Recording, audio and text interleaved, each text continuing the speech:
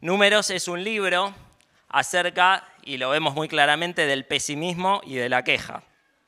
De cómo a pesar de que uno muchas veces recibe cosas buenas, no se concentra en esas cosas buenas que recibe, sino se concentra en la parte mala, en la mitad vacía del vaso.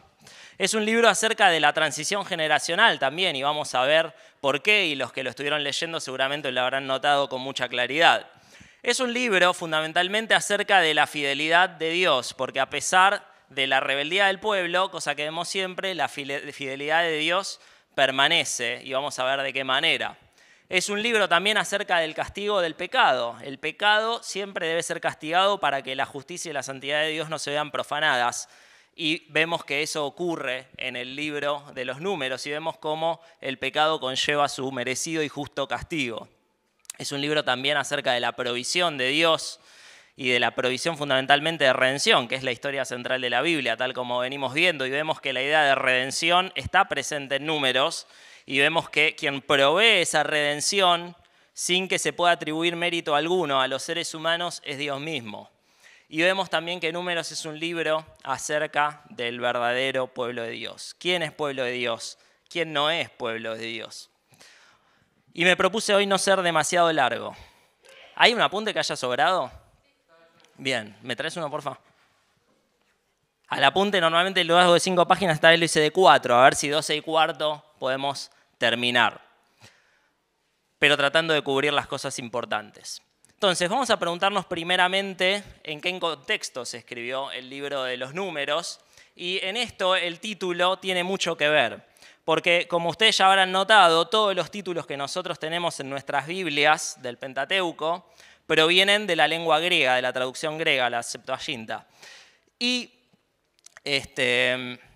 originalmente el Antiguo Testamento no fue escrito en griego, fue escrito en hebreo y normalmente se tomaba la primera frase importante o primera palabra importante del libro como título. Y el título en hebreo sería En el desierto. Y eso nos habla mucho más de Números. No se trata de un libro contable, de un libro estadístico, no se trata de un libro, una guía telefónica, ¿no? Nos parecía remitir a eso, algo aburrido donde hay números, números, números y no tiene nada realmente sustancial para brindarnos a los creyentes de hoy en día. Bueno, en realidad se trata de la narrativa de lo que ocurre en el desierto con el pueblo de Israel. Ustedes saben, dejamos en el libro de Éxodo al pueblo allí con la construcción del tabernáculo a los pies del Sinaí. Y Números seguiría con el relato a partir de 4 semanas después, un mes después de que ocurra esa construcción del tabernáculo. Es decir, cuando el pueblo ya llevaba más de un año de viaje por el desierto. Y va a abarcar toda la historia del pueblo hasta los albores de la conquista de Canaán, hasta llegar a la frontera de Canaán, es decir, tras Jordania. Ahora lo vamos a ver bien en un mapita que ustedes tienen también ahí en el apunte. Y entonces lo que tiene que ver con el contexto geográfico e histórico en el cual estaba situado el pueblo, podemos reflexionar en que Israel se estaba adentrando en un territorio de pueblos que eran paganos. Ahí ustedes los tienen, algunos de ellos, Madián, Edom, Moab y algún otro que había por ahí dando vueltas. Y eran todos pueblos que adoraban a otros dioses, que adoraban a ídolos, y siempre va a ser ese un motivo de conflicto. ¿Cómo se preserva la santidad del pueblo cuando se va adentrando en un territorio que es pagano? Y fundamentalmente, ¿qué va a ocurrir cuando ambos pueblos quieran defender a su propia gente, ¿verdad? Se va a dar un enfrentamiento bélico. Y esos enfrentamientos bélicos, esos enfrentamientos militares, siempre tienen un sentido más teológico en la Biblia que meramente histórico. Y nos exponen cómo la mano de Dios obra, brindando victoria, sin la necesidad del poderío militar del pueblo. Y eso lo vemos claramente en muchos lugares, en donde Dios reduce al mínimo el poderío militar del pueblo para que no quede duda alguna de que quien trajo la victoria es Él. Lo vamos a ver después en Josué, por ejemplo, cuando se conquista Jericó, no se usan armas prácticamente. Lo vamos a ver en el caso de Gedeón, en los jueces. Dios es quien trae la victoria en esos enfrentamientos, Dios es quien es soberano sobre todos los pueblos de la tierra y sus propósitos no pueden ser frustrados. Entonces, vamos a ver que esos enfrentamientos se dan. Y vamos a ver siempre que se dan esos enfrentamientos cuando el pueblo no confía en Dios, o cuando utiliza sus propios métodos en lugar de los métodos de Dios, por lo general siempre va a salir perdiendo. Entonces hay un porqué también en los relatos de esos enfrentamientos de guerras. Y allí tenemos entonces la localización geográfica en donde transcurre el libro de los Números. En Números hay muchos itinerarios de viajes, muchos derroteros de viaje, y en base a fundamentalmente lo que dice Números podemos reconstruir cómo fue el recorrido del pueblo de Israel en el desierto. Fíjense, recuerden que allí donde está Egipto, a la izquierda, es de donde sale el pueblo y se dirige hacia allá arriba, al levante mediterráneo, ahí, por ahí. Entonces, lo habitual, lo que uno hubiera esperado, era acortar camino e ir por el norte, ¿verdad? ¿Por qué no lo hicieron?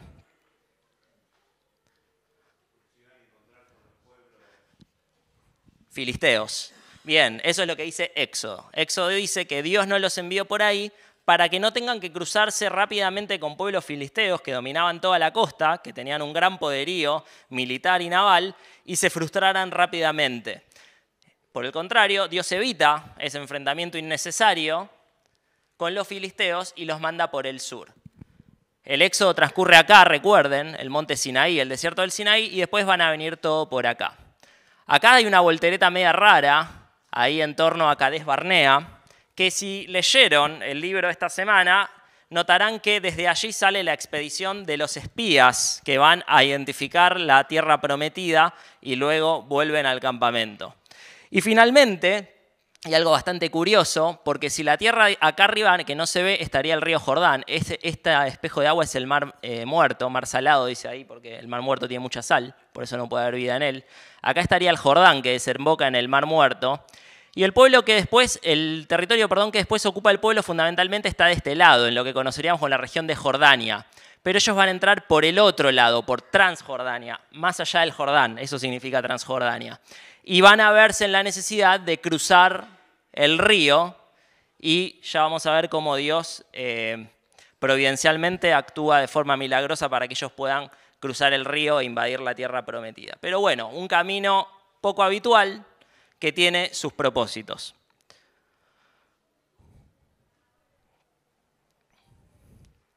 Y en lo que tiene que ver con las cuestiones más contextuales del libro, finalmente me gustaría hacer una pequeña mención respecto al género literario. ¿Qué género es Números? Hay otros libros que tienen un género literario muy definido, pero Números no. Números parece un conjunto de cosas agarradas de distintos lados y puestas todas juntas si uno lo lee a simple vista, porque hay muchos géneros distintos. Vamos a ver relatos, vamos a ver bendiciones sacerdotales, vamos a ver leyes ceremoniales y civiles, vamos a ver, como decíamos antes, itinerarios o derroteros de viaje, vamos a ver cartas oficiales, vamos a ver un montón de cosas ahí en Números. Eso ha llevado a algunos estudiosos de la Biblia a pensar que Números es, y cito literalmente, el cuarto de los trastos viejos del Pentateuco. ¿Vieron esos cuartos que tienen en su casa que todo lo que no usan hace 15 años y no saben dónde ponerlo tiran ahí? Bueno, lo que dicen algunos biblistas es, bueno, acá hay un montón de material que no se sabía bien dónde encajarlo y lo pusieron en Números. Bueno, desde luego, una perspectiva alta de la Biblia, una alta cosmovisión de la Biblia no nos puede permitir aceptar una postura así. Tenemos que llegar a la conclusión de que todo lo que está ahí en Números está por alguna razón y como todo en la Biblia, la razón es fundamentalmente teológica, es decir, transmitir verdades acerca de Dios y podemos ver cómo en mayor o en menor medida todo el material que está en Números opera en conjunto para lograr un objetivo final que ahora vamos a estar mencionando. Entonces hay una narrativa central que está claramente definida y hay mucho otro material que ayuda a ampliar la visión de esa narrativa central. Y ahora nos vamos a enfocar fundamentalmente en esa narrativa central del libro. Pero vamos a la segunda pregunta. ¿Cuál era el objetivo de este libro? Bueno, ya vimos más o menos que no era un objetivo estadístico. Aquellos que lo leyeron, me decía Mati recién, les llamó la atención los censos. Hay muchos números, el libro comienza con un censo, casi por el final hay otro censo. Bueno, ¿cuál es el propósito? Darnos información meramente estadística para que sepamos, el pueblo de Israel en ese entonces, contando solamente a los hombres que podían hacer servicio militar, tenía más o menos 600.000 personas. ¿Y darnos esa información? No, hay otro propósito. Hay un objetivo histórico, claramente, en el nivel más superficial, si se quiere, porque aunque estos libros son mucho más que una fuente histórica, no son menos que una fuente histórica, es decir, sirven perfectamente para conocer la historia del pueblo, y claramente el pueblo, en las generaciones posteriores y ya asentados en la tierra prometida, seguramente iba a necesitar e iba a querer saber cuál fue la historia del pueblo y cómo de Egipto llegaron hasta la tierra prometida, y este libro nos cuenta acerca de eso. Pero fundamentalmente, y tal vez en el nivel más profundo, en el corazón del libro, hay un objetivo teológico. El libro nos cuenta verdades acerca de Dios y de cómo Dios se relaciona con su pueblo.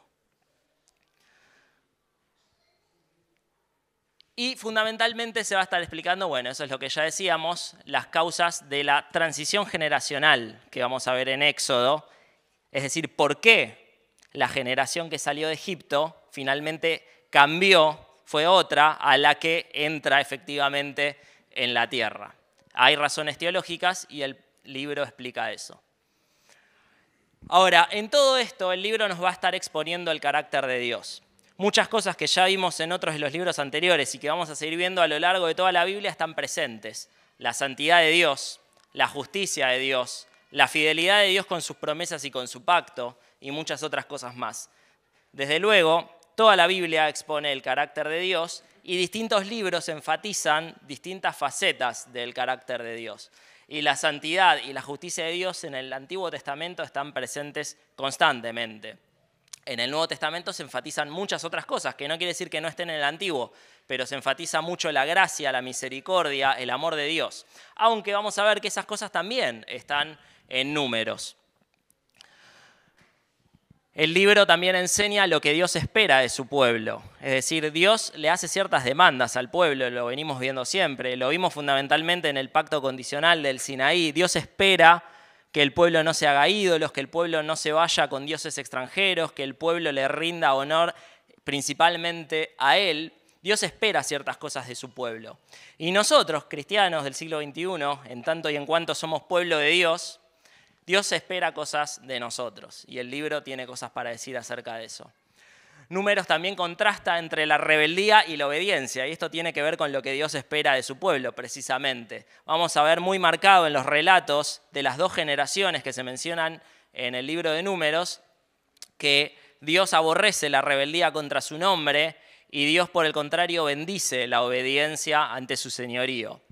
El libro también enfatiza, bueno, ya lo dijimos reiteradas veces, la fidelidad de Dios. ¿Con qué? Fundamentalmente con el pacto que hizo con Abraham, que había prometido Dios descendencia, tierra y bendición universal. Bueno, vamos a ver un cumplimiento parcial de esas promesas en el libro de Números. Y el libro también nos presenta la esperanza que resulta de la gracia de Dios. Cuando el pecado del hombre arruina las cosas, arruina la relación con Dios, Dios la restablece por medio de su gracia y hace cosas nuevas de eso viejo que había. Entonces, ¿cuál es el contenido del libro? Y acá yo creo que vamos a pasar la mayor parte del tiempo, porque vamos a repasar las cosas centrales que posiblemente algunos no hayan podido leer del todo. Fundamentalmente, el libro está estructurado en dos secciones.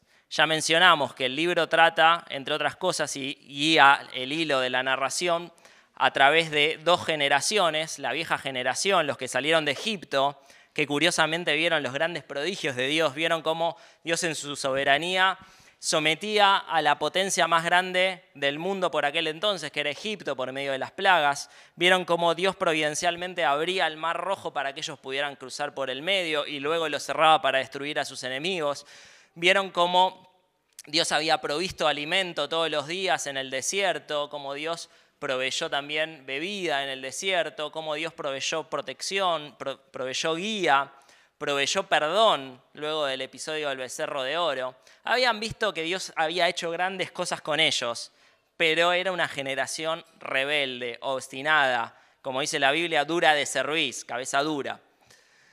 Vamos a ver en contraste, a partir del capítulo 26, que se nos presenta una nueva generación. Eso viejo de rebeldía ya había pasado, esas personas que no aceptaban la gracia de Dios, que no aceptaban sus dones, que no aceptaban los beneficios que Dios les había dado y que por el contrario querían y anhelaban volver a Egipto, ya habían pasado, habían muerto y hay una nueva generación. Una nueva generación que no había visto esos grandes prodigios que Dios había hecho, pero que aún así permanecían fieles a Dios, que aún así eran obedientes a Dios, que le agradaban a Dios. Y ambas de estas estructuras, ya sea la primera sección, que empieza en el capítulo 1, o la segunda, que empieza en el capítulo 26, van a empezar con un censo. Los dos censos son muy similares, lo cual nos sugiere a nosotros lectores el trazar un paralelismo, ¿no? Hay, un censo en donde se mide la cantidad de población de todas las tribus y se da el total, que es alrededor de 600.000, un poquitito más. Y vemos un segundo censo en donde nuevamente se nos presenta que a pesar de que todos los primeros habían muerto y los segundos eran los que estaban siendo contados, la población es más o menos similar. Hay más o menos 2.000, 3.000 menos que en el primer censo. Entonces vemos una similitud entre esos dos comienzos, pero un marcado contraste entre la actitud de las dos generaciones. Y hay también mucho contenido legal, es decir, se estipulan muchas leyes en números que a veces puede presentar cierta confusión, porque son leyes que están pensadas para cuando el pueblo estuviera asentado en la tierra de Canaán. Por ejemplo, vamos a ver leyes respecto al establecimiento de ciudades de refugio al final del libro.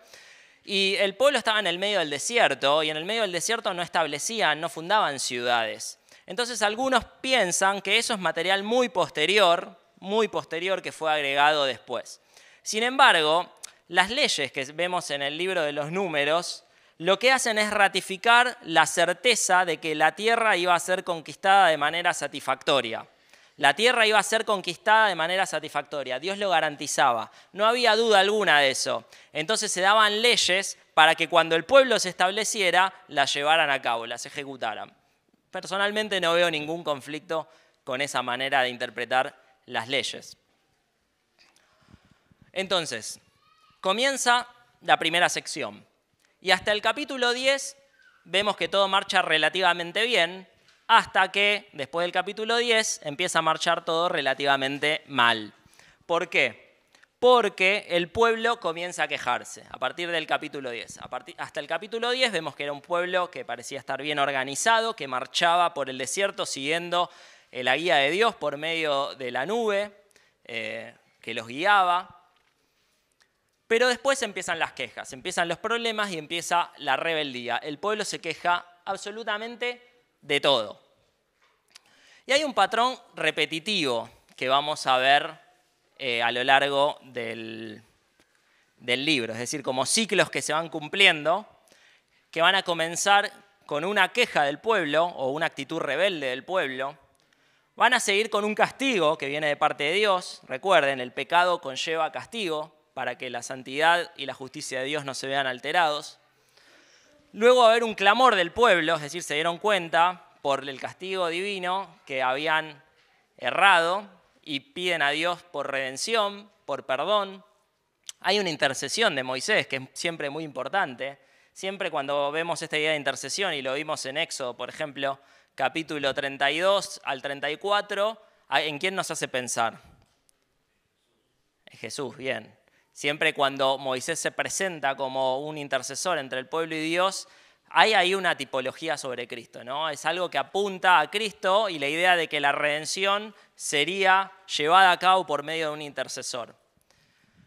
Y finalmente Dios responde con gracia, con misericordia divinas. Cada una de estas partes se ven en mayor o menor medida en cada uno de los relatos. Y ustedes tienen un cuadro allí en el apunte, en donde más o menos enumeré las distintas rebeliones y los castigos de parte de Dios. Y vamos a leer algunos de ellos. Vamos a Números capítulo 11, la primera queja. Le puse la queja infundada. ¿Por qué? Bueno, porque no se nos presenta el fundamento. Simplemente se nos dice que se quejaron, lo cual nos hace pensar que posiblemente no hubiera un fundamento. Dice 11.1, aconteció que el pueblo se quejó a oídos de Jehová y lo oyó Jehová, y ardió su ira, Y se encendió en ellos fuegos de Jehová y consumió uno de los extremos del campamento. Entonces el pueblo clamó a Moisés y Moisés oró a Jehová y el fuego se extinguió. ¿Notan todas esas partes? El pueblo se queja o rebelión, viene el castigo de Dios. ¿En qué consiste? Un fuego que los consume, o al menos que consume aparte del campamento. El pueblo clama a Dios, Moisés intercede ante Dios y la gracia de Dios hace cesar el fuego. Vemos una segunda queja en los versículos 5 al 9, y es una queja por alimento. Dios les proveía maná, nunca les faltaba, evidentemente era algo nutritivo, pero el pueblo estaba podrido de comer maná. Y dice, nos acordamos del pescado que comíamos en Egipto de balde, de los pepinos, los melones, los puerros, las cebollas y los ajos. Bueno, una dieta bastante variada, ¿no?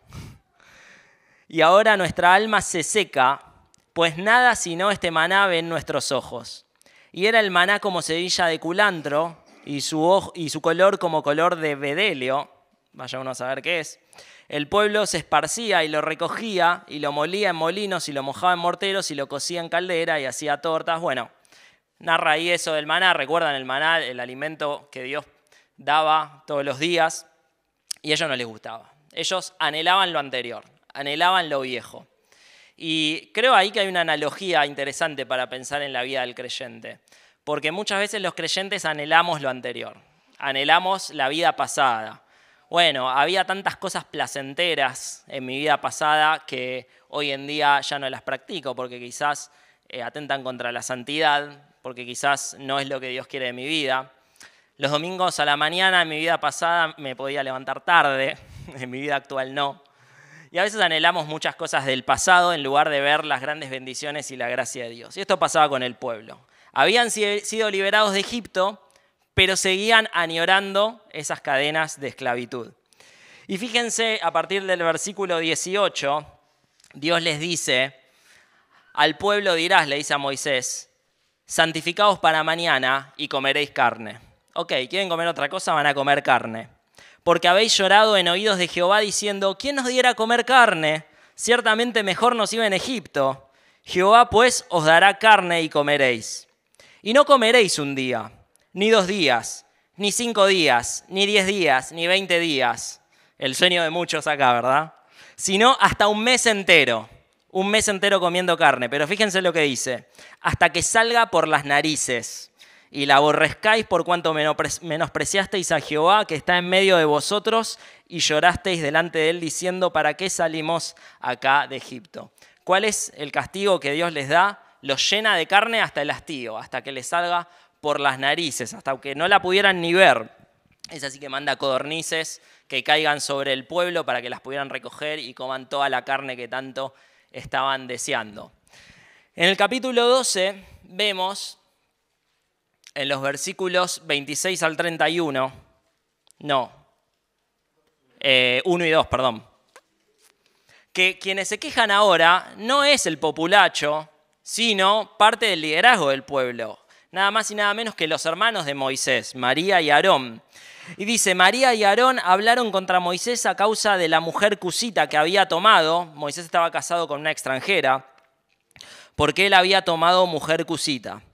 Y dijeron, ¿solamente por Moisés ha hablado Jehová? ¿No ha hablado también por nosotros? Y lo oyó Jehová. Básicamente lo que María y Aarón tenían era envidia, era murmuración por juzgar algo que Dios no había juzgado en Moisés, y murmuraban contra él, se quejaban contra él.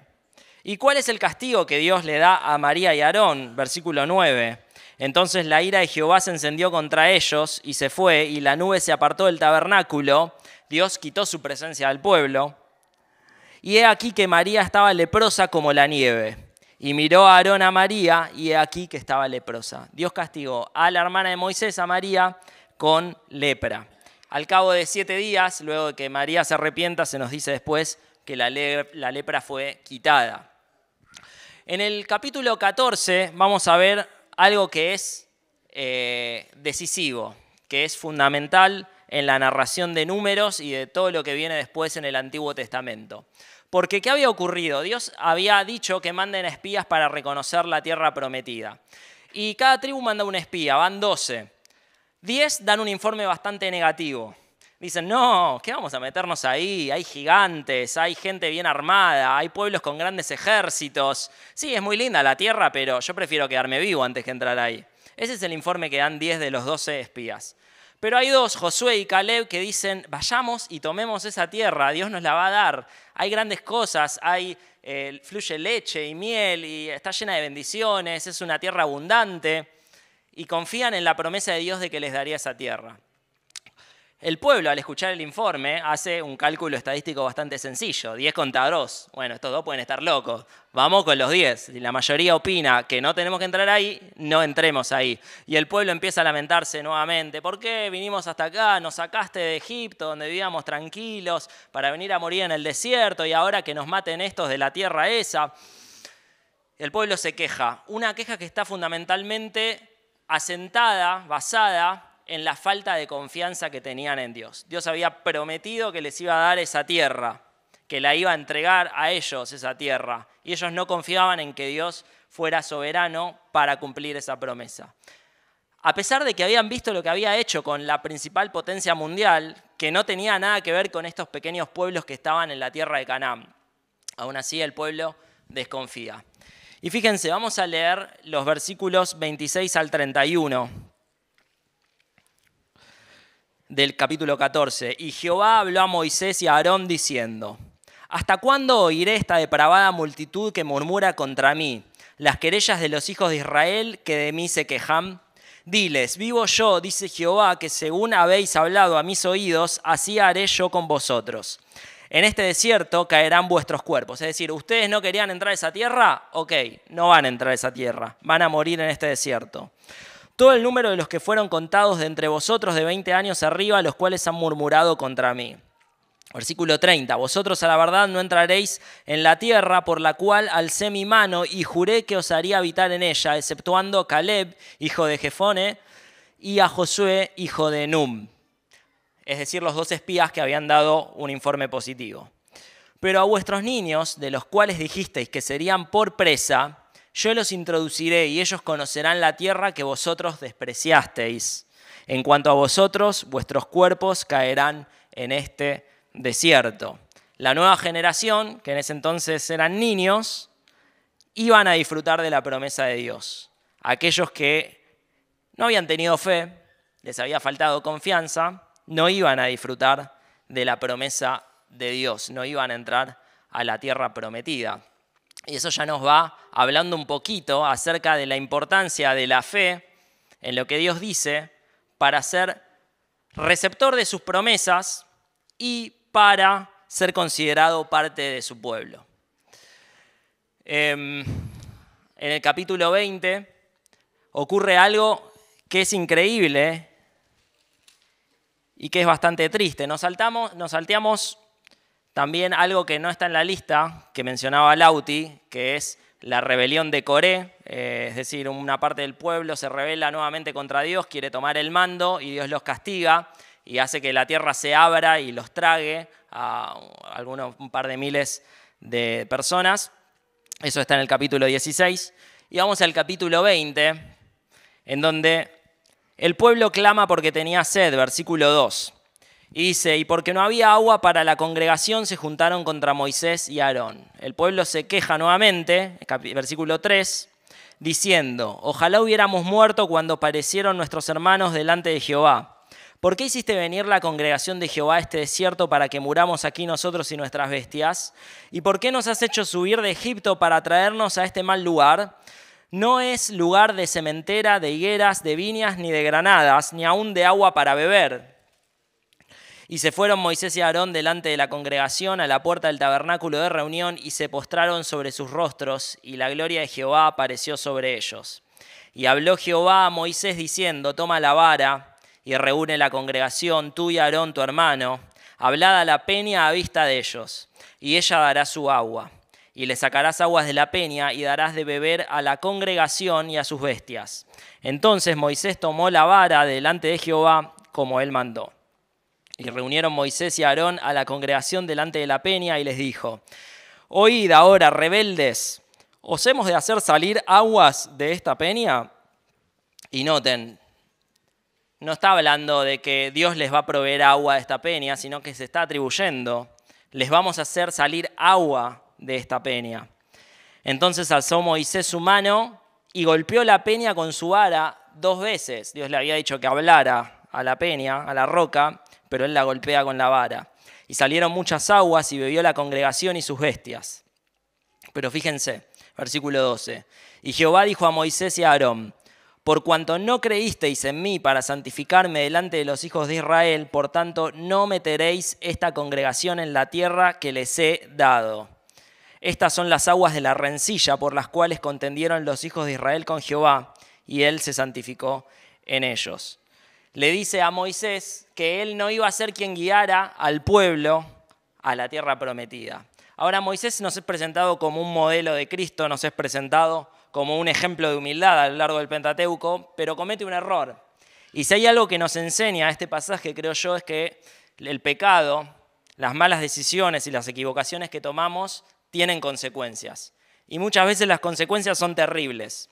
Y Moisés iba a salvar su alma claramente. Moisés era un siervo privilegiado y dotado por Dios. La presencia de Dios estaba con él. Moisés había visto la mismísima gloria de Dios, pero había cometido un error que le trajo consecuencias. La gracia de Dios lo perdonó, pero las consecuencias del pecado estaban allí. Y finalmente él no iba a entrar a la tierra prometida. Más adelante vemos otros relatos, no los vamos a leer. En el capítulo 21, el pueblo se queja por desánimo, está desanimado, está cansado, está un poco podrido de andar por el desierto, y Dios les manda serpientes venenosas. Sí, lo vamos a leer. Capítulo 21, es el que sigue, misma página, versículos del 4 al 9, dice: Después partieron del monte de Or, camino del Mar Rojo, para rodear la tierra de Edom, y se desanimó el pueblo por el camino. Y habló el pueblo contra Dios y contra Moisés: ¿por qué nos hiciste subir de Egipto para que muramos en este desierto? Pues no hay pan ni agua, y nuestra alma tiene fastidio de este pan tan liviano. Y Jehová envió entre el pueblo serpientes ardientes que mordían al pueblo, y murió mucho pueblo de Israel. Entonces el pueblo vino a Moisés y dijo: hemos pecado por haber hablado contra Jehová y contra ti. El pueblo eleva su clamor.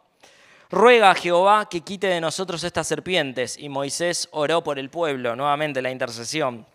Y Jehová dijo a Moisés: hazte una serpiente ardiente y ponla sobre un asta, y cualquiera que fuere mordido y mirare a ella vivirá. Y Moisés hizo una serpiente de bronce y la puso sobre una asta, y cuando alguna serpiente mordía a alguno, miraba a la serpiente de bronce y vivía. Lo que vemos acá es la provisión de redención, lisa y llanamente. Y claramente, y lo vamos a mencionar en un ratito, esta redención apunta claramente a la redención futura.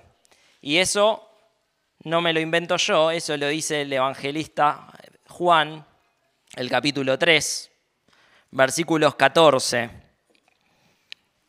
Dice Juan 3:14: y como Moisés levantó la serpiente en el desierto, así es necesario que el Hijo del Hombre sea levantado. Esto lo está diciendo Jesús en primera persona, ¿verdad? Para que todo aquel que en él cree no se pierda, mas tenga vida eterna.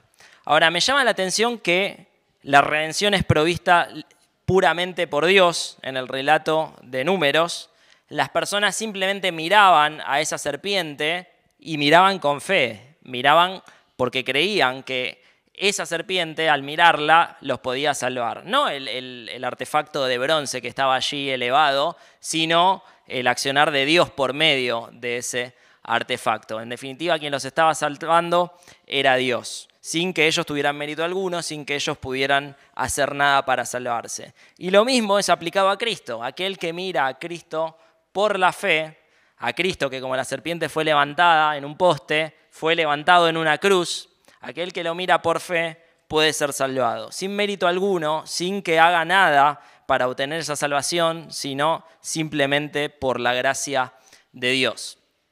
Y bueno, este sí no lo vamos a leer, finalmente está la queja del capítulo 25, o más que la queja, la rebeldía, en el capítulo 25, en donde el pueblo empieza a juntarse con mujeres moabitas, se nos dice, para fornicar con ellas, y se vuelcan hacia su ídolo, que se llamaba Baal Peor. No es que había un Baal mejor también, no, se llamaba así, es en otro idioma, Baal Peor. Y lo que ocurre como consecuencia es que hay una serie de asesinatos masivos. Se ahorcan a muchos líderes del pueblo que habían conducido hacia esa idolatría y a muchas personas más que se habían rebelado. Entonces, ¿qué opinamos de la vieja generación? ¿Alguien se anima a emitir una opinión o un juicio? Quejosa. Desobediente. Inconformista. Yo preguntaría lo siguiente: ¿se parecen a nosotros o no se parecen a nosotros? ¿Nos parecemos más a la primera generación o a la que va a venir ahora?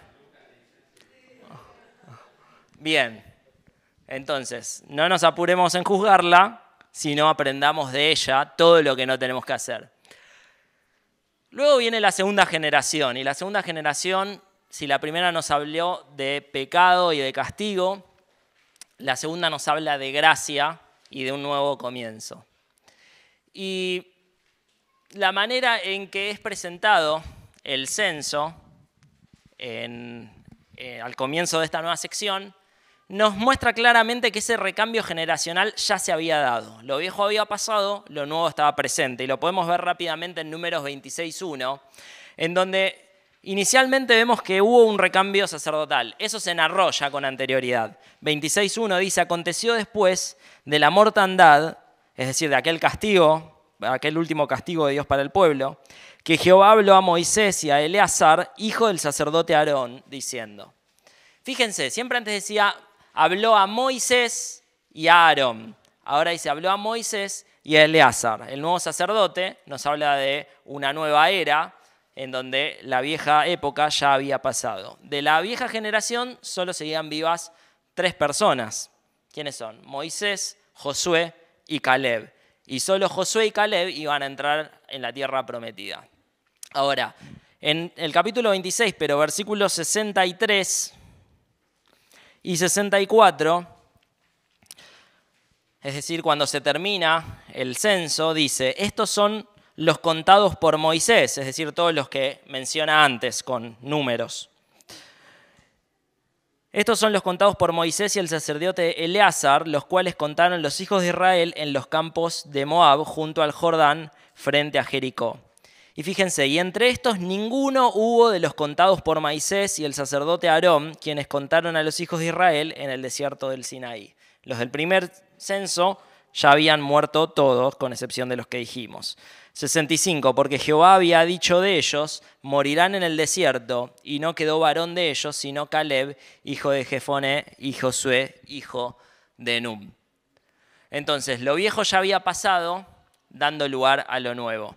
Y me hace pensar esto en lo que dice Pablo en 1 Corintios capítulo 5, versículo 17, en donde habla de que aquel que está en Cristo es una nueva creación, es una nueva criatura, todo lo viejo pasó, aquí todas las cosas son hechas nuevas. Y me hace pensar también en la consumación de la redención que se nos relata en el libro de Apocalipsis, en donde se nos dice que el pueblo de Dios vivía con Dios para ser su pueblo y que Dios sea su Dios, y allí ya no hay lágrima, no hay dolor, y entre otras cosas lo que dice Apocalipsis 21 es, porque las primeras cosas ya pasaron, todas fueron hechas nuevas. Siempre la idea de consumación de la redención en los patrones que vemos que se repiten a lo largo de la Biblia nos habla de esa noción de recreación. ¿Recuerdan cuando vimos el diluvio? Hubo una creación, hubo una destrucción o decreación para dar lugar a una recreación, algo que se hace nuevo. Bueno, eso lo vemos en cierta forma, con cierto atisbo nebuloso aquí en el libro de Números. Vemos que Dios destruye, por así decirlo, decrea a ese pueblo rebelde y crea uno nuevo, hace todo nuevo. Y vemos que eso alcanza su clímax en el libro de Apocalipsis, cuando finalmente Dios hace nuevas todas las cosas, no solo las nuevas criaturas, sino la creación, nuevos cielos y nueva tierra. Esta nueva generación, ya lo dijimos, se muestra fiel y Dios los bendice y les da victorias. Y no lo vamos a leer, pero lo pueden leer ustedes en el capítulo 31. Vemos que se enfrentan con uno de los pueblos que habitaban esta tierra y se nos dice, en contraste a lo que había ocurrido con enfrentamientos de la antigua generación en donde habían salido perdiendo, que de esta nueva generación en la batalla no muere ni siquiera uno. No muere ni siquiera uno, se enfatiza en el relato y eso nos habla de que Dios estaba de su lado, de que Dios les estaba dando de su favor. Y la promesa de la tierra empieza a cumplirse. Recuerden, Dios le había prometido a Abraham que su descendencia sería grande, algo que vemos que permanece intacto a pesar de la mortandad del pueblo. Los dos censos arrojan prácticamente el mismo número y era un número bastante generoso, porque se habla de que el pueblo en su totalidad, con mujeres y niños que no aparecen en el censo, sería alrededor de 2 millones de personas.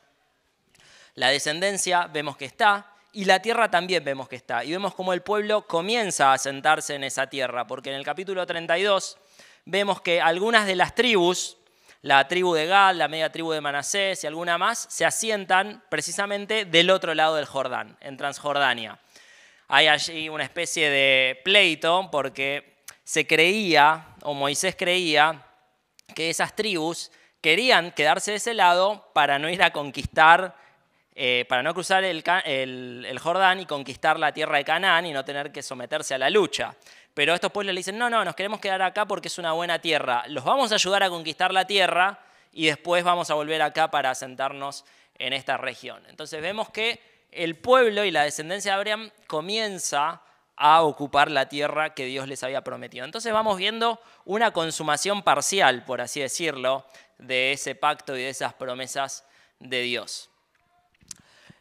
¿Cuál es su tema entonces? Y rápidamente, porque ya se nos pasó el tiempo.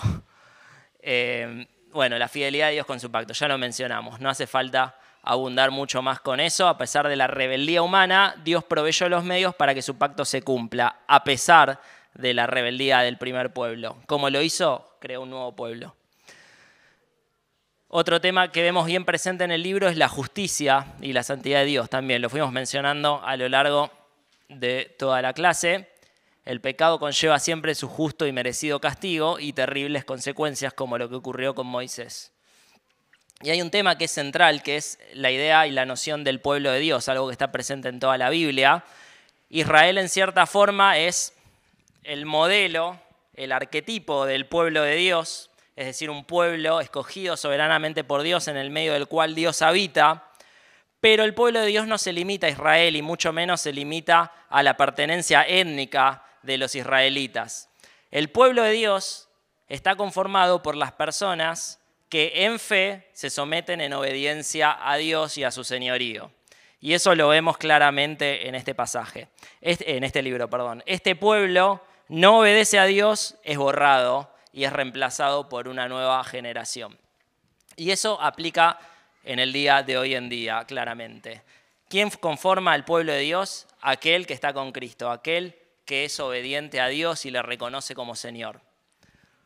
¿Y qué lugar ocupa Números en el panorama bíblico?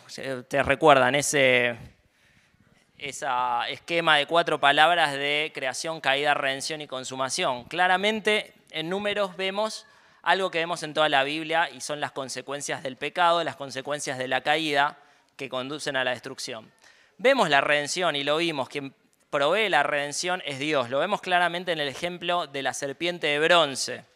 Dios es quien provee la solución al pecado y la esperanza de nuevos comienzos, de que lo viejo pase y lo nuevo ocupe lugar.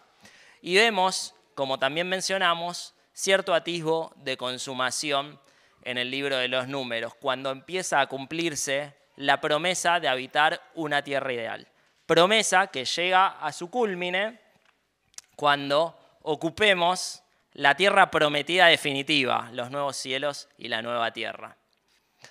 Entonces, algunas conclusiones para pensar respecto a lo que nos enseña este libro de Dios y que nos enseña sobre nosotros. En primer lugar, que la consumación de las promesas de Dios está garantizada. Lo vemos claramente. No dependía del pueblo, dependía de Dios y Dios buscó los medios para garantizar el cumplimiento de esas promesas. En segundo lugar, que el pecado tiene consecuencias en nuestra vida. Y no tenemos que socavar la importancia del pecado en nuestra vida, por más que consideramos que algunos pecados son pequeños. El pecado siempre tiene consecuencias en nuestra vida y esas consecuencias a menudo suelen ser bastante malas, como ocurrió con Moisés. Fue algo tan chiquito, pareciera, lo que hizo Moisés, pero le privó de entrar a la tierra prometida. Vemos en tercer lugar que tenemos que ser agradecidos por las bendiciones recibidas, no como hacía el pueblo de Israel en aquel entonces. Tenemos que ver que Dios está actuando providencialmente de forma constante en nuestras vidas, desde que nos levantamos hasta que nos acostamos, y a menudo no miramos todo lo que Dios hace de positivo en nuestras vidas y miramos aquellas cosas que nosotros creemos que son negativas. En cuarto lugar, tenemos que responder a la gracia de Dios con obediencia, como hizo la segunda generación, no como hizo la primera, que frente a la gracia de Dios respondió con quejas y con rebeldía. Tenemos que responder con obediencia, haciendo lo que Él nos pide. Y en quinto lugar, tenemos que entender que la fe es la que determina nuestra pertenencia al pueblo de Dios. Somos pueblo de Dios, pertenecemos al pueblo de Dios en tanto y en cuanto nuestra fe esté puesta en Cristo. No pertenecemos por una cuestión étnica, por haber nacido en determinado linaje o lo que fuera, sino que está determinado por la fe que nosotros podamos tener.